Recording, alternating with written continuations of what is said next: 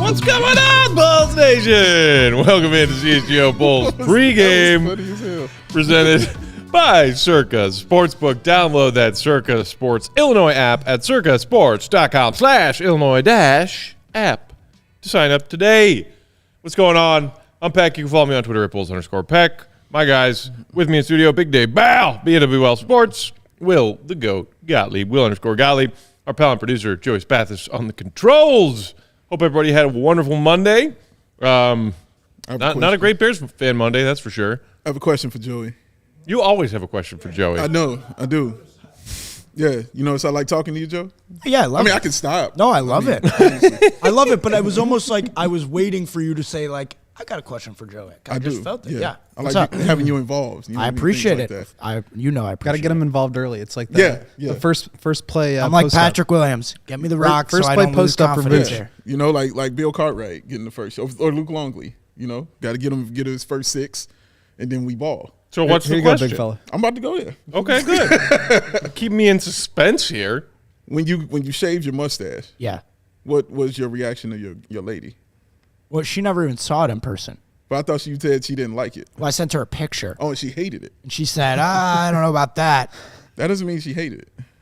Well, then you know her better than me. So it was insinuated. Okay. And I was seeing her the next day. So I was like, and I got rid of it because I was indecisive. I thought I had to commit better. I didn't have I didn't have the full shave going. I got to really, I haven't gone clean shave in a while. I got to think about it a little bit more. Okay. Map it out better, Okay. Maybe make some better content of it. But yeah, she never even saw it. Nobody saw it. Kept it very secretive. I mean, look at this perfection that's on this man. It's hard. He changes up. It's hard to have a stash around.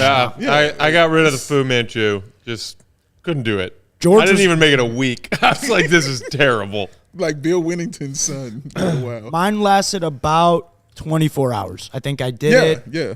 It was in and out. Yeah, it was quick. Goat, see you getting yours together there. Kind of digging it. Little stash prominent. Little something. Just stash prominent. I'm digging it. All right.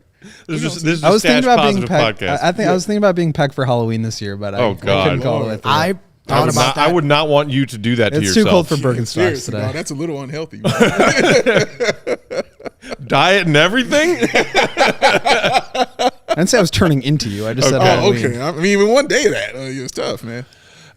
Plenty to get to on tonight's pregame show. Getting ready for Bulls versus Pacers, Game 4 of the season. Bulls 1-2, Pacers 2-0.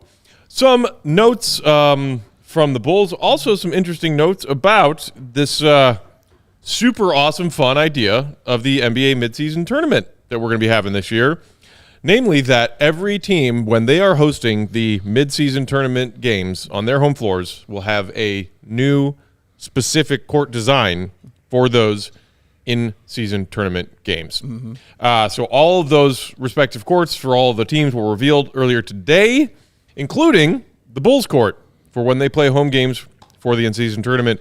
Joe, if you have those pictures and want to throw them up for the folks watching along on YouTube, I have seen mixed reactions from Bulls fans. There's one that's sort of just like the simple, straightforward look that was part of Zach Lowe. Let me pull up this other. That was from Jimmy from the Bulls. There you go. An artist rendering. So as you can see, artist rendering. It's got Chicago along the baselines. The in-season tournament trophy, which does it have a name? Or are they just calling it the in-season tournament trophy? Yeah, right now. The cup, I think. The cup. Yes. I think they'll name it after someone soon. Probably David Stern. Prominently featured center court and then also in the paint on either side of the court. And then, there's the other one that was released by the Bulls social media accounts today, which looks cool with the, all of the seats are red and then the red court. It's a lot of red for me. It's a lot of red. I know. Hashtag see red. That's too much freaking red. Okay. I don't. It's just. I feel like it's gonna be weird watching them play on a court that red. I think I'm biased. I mean, red is my favorite color, so I'm probably a little biased. So when I saw it, I was like, "Ooh, fun! I love it more." But I'm biased. I'll admit it. I'm biased on it. How you feel, Will? I agree with Matt. It's just a lot. And it's not to say that just the Bulls, because every single teams, if you look at them, they're all just incredibly loud. And I'll say this, I'm for it. I like the idea of doing it. It's just extremely, like, I don't want to say offensive, but it's loud. I mean, it's aggressive. It's aggressively loud. What jerseys are they going to wear? That's what I was about to say. I believe the jerseys, City Edition. That's what I was going to say. Yeah, I think those jerseys would play very well on that red. Those That had City to have Edition been all considered black ones then. that they had. Right, yeah. Even the simplicity of them play really well against that red because it takes away from all the red that you're seeing there on the floor. Because black, takes in colors. You know what I mean? So it absorbs that. So it would do a good job of that, I think. I mean, also, like, if the Bulls just wear their normal home whites on that red court, at least we'll be able to see our players when we're out there watching. But, like, depending on which teams they're playing against. Yeah. But like, can you even see the 3-point line on there? Yeah, throw the picture again up, Joe. Throw that again, please, Joseph. So, like, the so red in the paint, dark and red. actually, I just noticed it goes all the way across the middle of the court, is like that darker red. Right. Burgundy. Yeah. But, I mean, I hope that the white paint on that 3-point line is very aggressively There have white. been courts like this, like the Oregon court, their college I team. hate the Oregon court. Yeah, I hate it. It's like it's vomit. just- Yeah. it's like too much. Or like the Brooklyn court from a few years ago that was just like really All dark dark gray gray. and like Yeah. I just, as someone who will be watching the game on TV, like all of our fellow Bulls fans out there observing, like I don't know if it's going to be uncomfortable for my eyeballs to sit and watch an entire basketball game with the court that red. The other interesting note that I saw from the official press release that came out today is that it marks the first time for several teams, including the Bulls, that they will have an alternate court in the entire history of their franchise. Celtics, Bulls, Lakers, so, some classic OG Bulls or, NBA kind of franchises who never mess around with a good thing. Pelicans and Blazers also on that list of teams who have never had an alternate court. And we've seen some of these NBA teams, roll out alternate courts to match their City Edition jerseys in some form or another. And I think it's been pretty cool.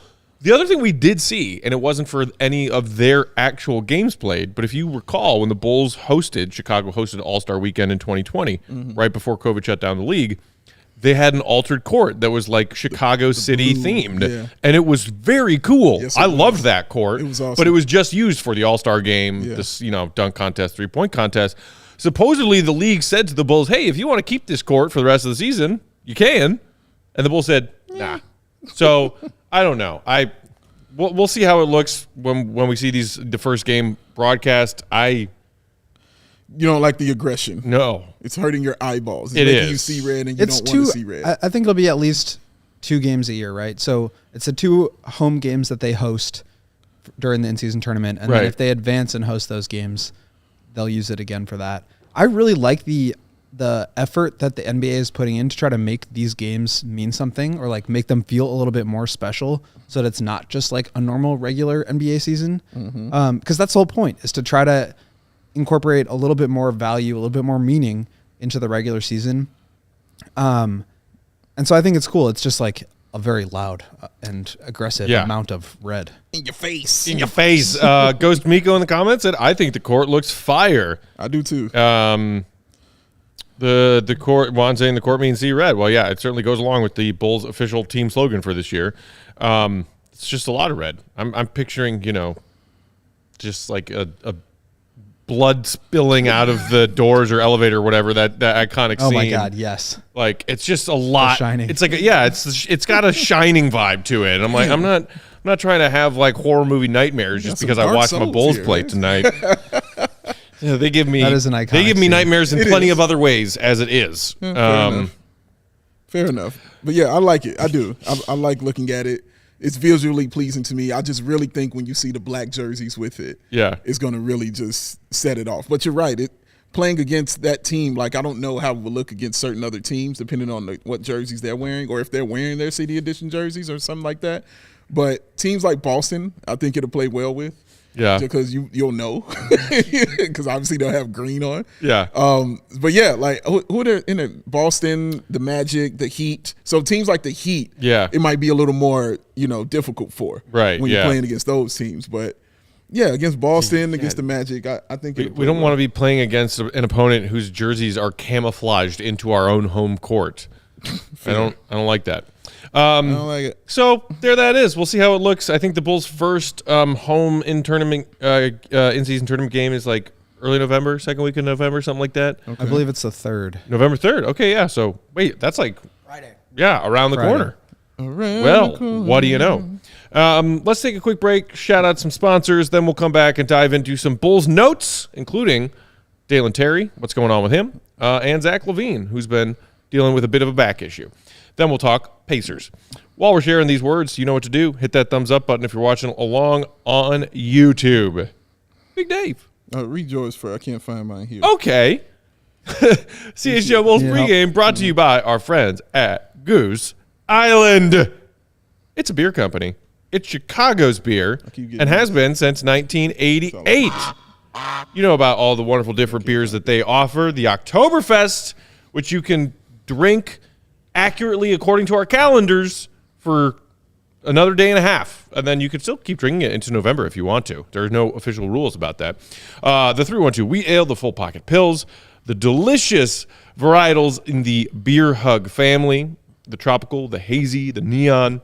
And then, of course, also, if you're heading to the Madhouse this season, you got to try this collab, Bulls and Goose Island, the Bull and Goose West Side Ale. Grab an ultra-fresh brewery-exclusive beer, whichever one you want, at Goose Island's original brew house on Clybourne Ave in Lincoln Park, or from their tap room on Fulton Street in Westtown.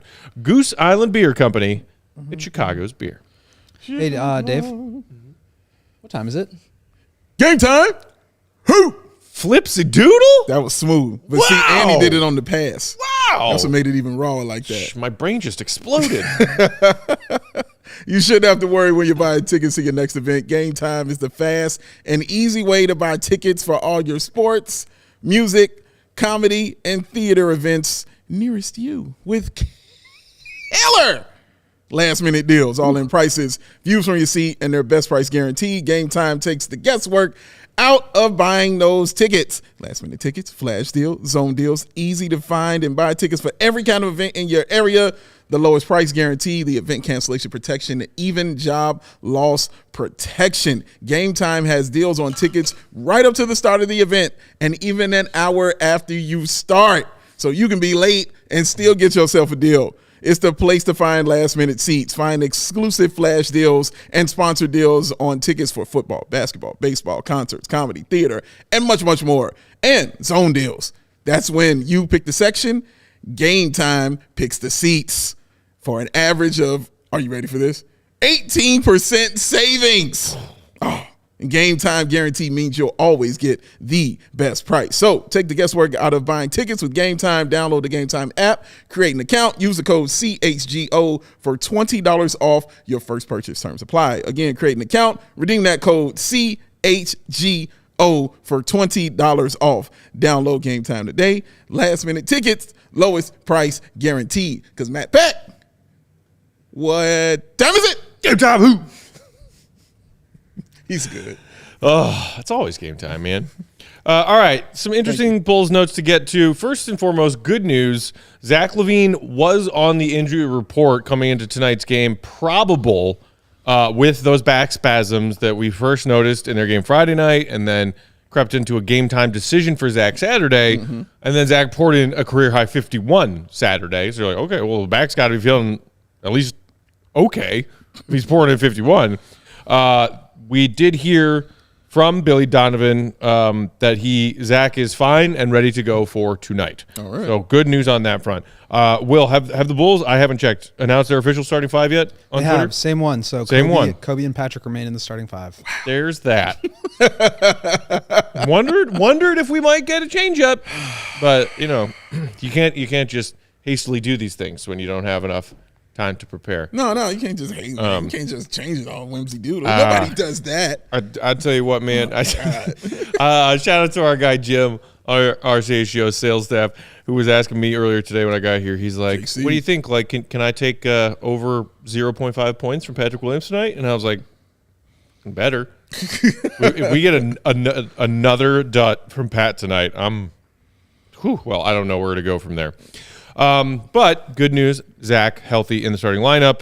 Questionable that we still have Patrick Williams in that lineup. We'll see if Billy addresses that after the game tonight. Yeah. Other news and notes, Bulls-wise. Earlier today, the Bulls officially assigned Dalonte Terry, second-year player, to the Windy City Bulls. Woo. Has not really played in the first 3 games of this season other than some spot, garbage time minutes. Mm-hmm. We did see Dalon get some more extensive run in some of those preseason games. Mm-hmm. And we had a conversation or two about where we are with Dalon and expectations versus what we're seeing, whether or not Dalon could see any real playing time this season. I did see this in a write-up from Casey Johnson on NBC just earlier today. Shout out. After the Dalonte Terry to the Windy City assignment news broke. A quote from Billy Donovan.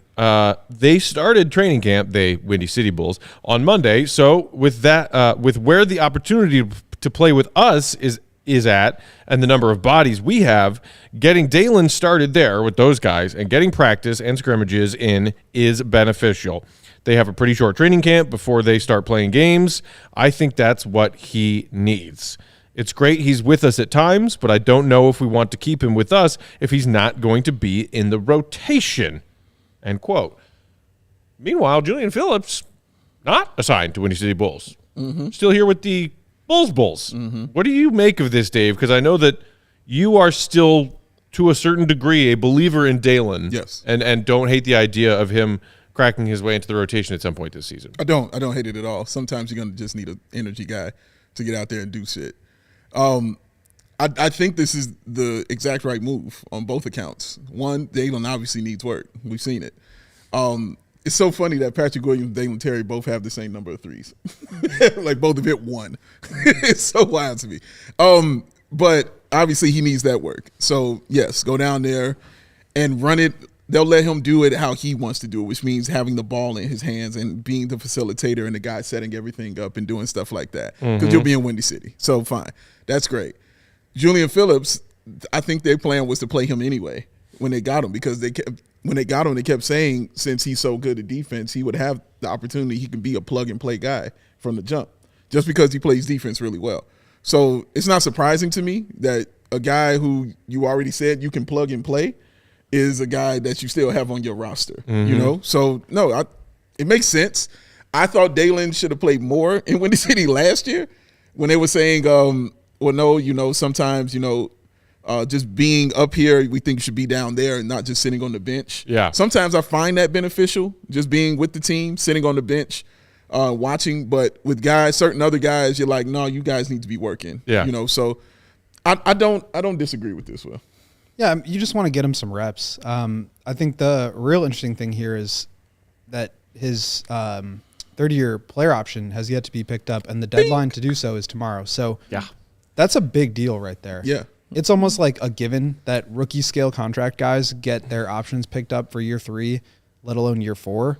So the fact that the Bulls haven't done it yet, not to say that they won't, but if they don't do that, his contract ends after this year. Yeah. So that means he's just not on the roster anymore, which is wild because he's like 21 years old and hasn't really had a chance to play. So we'll see.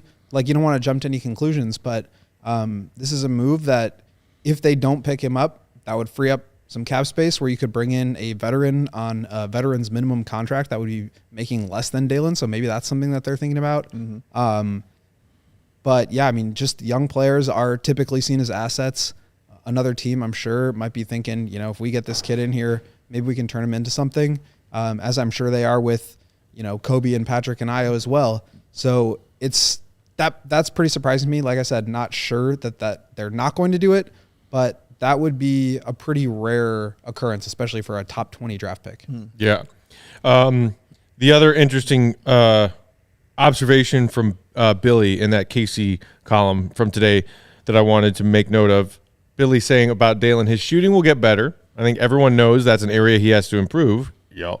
But the biggest thing to me for him is he plays with such a motor and energy and is a competitor. He has got to be more detailed defensively, whether it's blocking out, pick and roll coverages, whatever it may be. But Billy highlighting the thing that you like about Dalen Dave, and I think a lot of Bulls fans like about Dalen, which is the energy, the high motor, especially when we have witnessed in these first 3 games of the season needing a crazy comeback against a offensively challenged Raptors team and then 2 near 20-point losses when you already have DeMar, Zach, whoever it might be, the leaders of this team talking about a lack of energy and effort. And you're like, but it's the beginning of the season and everyone's healthy. What? Lack of effort and energy? That's something that Dalen can bring, but along with that, does he have, the detailed parts of the defense down? Can he do things other than what Billy did praise him for offensively is being an open court guy, making those plays in transition, as you have made note of, Dave. He's got work to do. It's really that simple. Yeah, especially for this Bulls team that has been 3-point challenged through their first 3 games. It's like, okay, well, yes, I would love some Dalen energy out there. Yeah. But do we need that more than we need other things? That's Correct. The question. But completely agree. Going back to your point, Will, about the team option deadline that is staring the Bulls in the face about Dalen, which is tomorrow, yes? It would be very strange for me to see the Bulls not exercise that team option. Even though it hasn't happened yet, it could still happen tomorrow. I expect it to happen tomorrow. Right. The reason I expect it to happen tomorrow, even as we're talking about a first-round draft pick who's in his second year getting sent down to this team's G League affiliate, is that not picking up that team option on Dalen would basically be the Bulls front office admitting we swung and missed on Dalen and we're giving up on him. Mm-hmm. Maybe you would interpret that differently, Will. To me, that's how I would read that. Is not keeping Dalen around for another year of his rookie deal. And we have not seen many admissions of mistakes and or guilt from this front office. Whether it's the young guys that they've drafted or other moves that they've made, bringing in veterans in a variety of ways to assemble this team. Hashtag continuity, year 3, here we go. It seems like a departure from the norm for them if they were to let that deadline pass tomorrow, because it, to me, would signify the organization giving up on Dalen. Yeah, I wasn't going to disagree with it, but I think it's that last piece that's the most important, which is that they feel like they already know what he is, and what he is not worth having around. It's not a situation like Patrick or Kobe where you pick up the option and you still want to find a way to figure that out. They already have come to the conclusion. And that to me is what's crazy, is not only do they think he's not worth having on the roster, it's that they don't think they can get anything for him in a trade. They don't think he's worth keeping around as an asset that they could flip to another team for a future pick or in addition to somebody in some other kind of trade. So that signifies to me that there's not a lot of market for him around the league, and maybe he gets picked up by another team on a minimum contract. Maybe the Bulls try to bring him back on a minimum contract instead of $3.5 million just to try to save some money and give themselves some breathing room against the luxury tax. But to already have come to the conclusion that this guy is not an NBA player, or that he is not going to cut it as an NBA player on your roster. Obviously we haven't seen a lot of Dalonte Terry in the NBA. I think for good reason. He hasn't really proven to be an NBA player.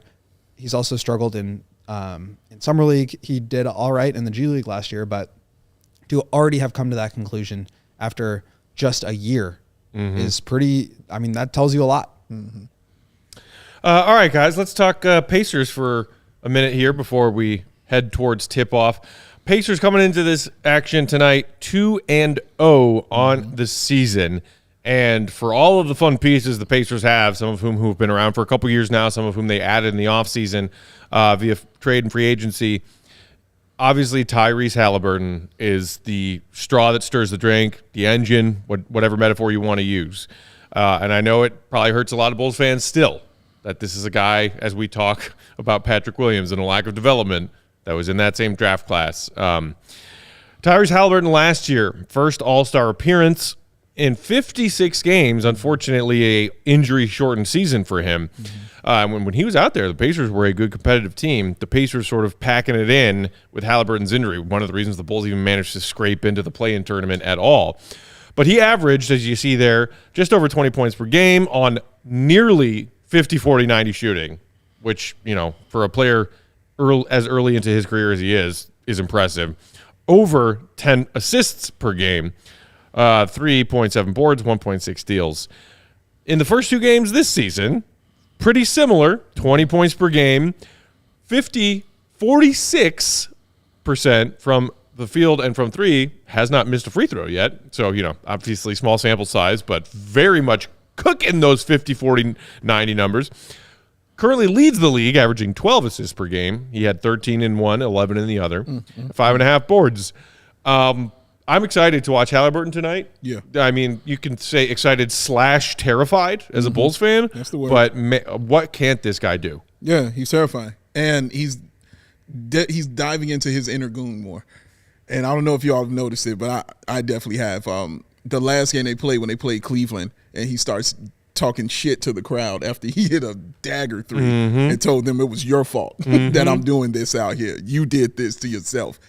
I'm the man. So I love it so much. I hate that I have to deal with it tonight, but I love it so much for him, because as a guy who was kind of seen as kind of soft-spoken and kind of chill, he's kind of taking on this new demeanor, this new attitude of, this is my team, bro. And you saw it come again last year. You saw it starting to happen, but now it's carrying over more so. And that All-Star appearance definitely helped, And that's what that's supposed to do for those young guys who get those appearances. Supposed to elevate you and make you a little bit better. Not satisfied, but elevate you. And that's exactly what it seems like it's doing for him and his confidence. And I just really enjoy watching him play. He really plays like I'm the best point guard out there on the floor when he's out there on the floor. And it's just cool to see. It really is. And oftentimes he's right. Yeah. He's really good. Yeah.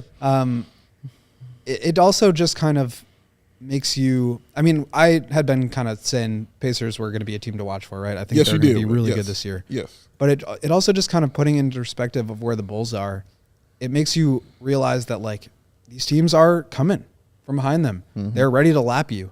And if the Pacers come out in the same way the Pistons did the other night and just smack the Bulls up and down the court and win by 20, like, what does that tell you about how win now the Bulls are compared to some of these other teams? And I just worry that the Pacers and the the Pacers and the Pistons are not the only young teams in the league that are getting ready to jump the Bulls. And what does that mean for this team moving forward? Tyrese Haliburton, franchise player, obviously, stinks the Bulls didn't draft him. It stinks that Patrick hasn't been able to get up to that level. But, I mean, they are just one of those teams that's really, really talented. Ton of really fun young players. They play a really exciting style. They're going to be running up and down, throwing alley-oops, shooting threes. They're just going to be a lot of fun to watch for a long time. And, I think in the same way the Thunder, the Pistons, these teams they're coming. Yeah, they're on the way, bro. The role players, the supporting cast around Haliburton have all already had strong games spanning their first 2 of the season. Buddy Hield, Jalen Smith, Benedict Mathurin, who had a pretty promising rookie year in his own right. Miles Turner, who, yes, is still there for all of the talk. Like maybe second most behind, what's his name, who the Hawks finally traded? Collins. Yeah. Miles Turner, they're doing his thing. New arrivals, Obi Toppin, came over from the Knicks in a trade where I think the Pacers just sent the Knicks, like a couple of second rounders or a second rounder and a swap, something like that. Bruce Brown, Denver Nuggets champion, played a key role on that Nuggets team. He's come in. I think he led them in scoring in their first win. They have all shown that they are a well-assembled group of role players around Haliburton. And offensively speaking, they have all these options, guys who can pour in double-digit points in their starting unit and off the bench. Yes, one of them was against Washington, but in their first 2 games, the Pacers' offense has averaged 134 points. It's a lot of The points. other game was against Cleveland, who were an elite defensive team last year. So, again, I am scared. Yeah, and one of the ways they're doing it is points in the paint. They lead the league right now in points in the paint. And that's why they're getting in there. And that's Haliburton, and that's everyone else, Miles Turner, that's Obi Toppin even, contributing a tiny bit to that, who I think was a great pickup for them just because of Haliburton and the way they play and their style of play, getting out and running. But yeah, man, if they're going to get down there and bump and thump your ass, you're going to be in trouble because the Bulls are, I believe, 25th in points in the paint. So if you're not going to score down there and you play in a team who's excellent at that, you can forget the three-point shooting, bro. Like, if that's a higher percentage bucket, and if they're doing it the best, and you're still shooting as like you are, and you're not getting into the paint, that's a recipe for disaster, my friend. Well, and they're also a great three-point shooting team. Like Aaron Nesmith has been shooting the lights out. He was 5 for 9 in there the other night. But they stretch you out, and then to your point, Dave, they get to the basket. Yeah. And when you have to guard both of those things, it's a really tough thing to do. That's why the Thunder gave the Bulls such problems. They have a ton of guys that could space you out, and then Shea had all these giant gaps to operate where you could get all the way to the basket. So this defense of the Bulls right now is not looking good at all. I think that's an underrated storyline of the season so far, lost in all the other kind of disgusting madness. This is going to be a big challenge. I'm very curious to see if the Bulls can kind of cut the head off of the snake, because that's really the only way to do it against some of these teams that can shoot the lights out and also get all the way to the rim. Do you think against Indiana, is there, when you say the head off the snake, like whose head are you going after? Haliburton. I mean, you gotta put pressure on the ball. You can't let him get to his pull-up jumper, and you can't let him get all the way downhill. Because obviously it'll be like that this year. But I know last year he wasn't the one that was murdering you. You know what I'm saying? I forget my man's name. You said his name. Benedict Mathurin? Yes. He was destroying the Chicago Bulls last year. But yeah, you're right. Like, he's the best player. He's the one who you attack. That's who you go after. We will see what happens. Again, could not be more terrified right now. Bulls, Pacers tip-off just around the corner. Thank you, everybody, for tuning in to CHGO Bulls pregame presented by Circa Sportsbook. Download their app, check it out, check out the incredible spreads and odds that they offer. I know where my money is tonight. Joey, first shot? Leave it at that. Not tonight. Not tonight. All right. Remember, you didn't do it last time, and you were going to do Zach, and Zach hit it. Got to get a feel for it still. All right, bro. Rob in the comments said, brace yourselves, Bulls fans. I am fully braced. I'm braced. We will be back after the game for CHGO Bulls post-game. And until then, make sure you're following along on Twitter. Will is at Will_Gottlieb, Big Dave Balby at WL Sports, on Bulls_Peck. We are CHGO_Bulls. Our pal and producer, Joey Spathis. He is at Joey Spathis. Joey 1K. Where is Joey 1K right now? Right around 1K. Joey right around 1K. Go follow our guy Joey at Joey Spathis. Good luck to all of us. May the odds be ever in your favor. We'll see y'all for post-game, Bulls Nation. Thanks for tuning in. Tip off right now. Peace. We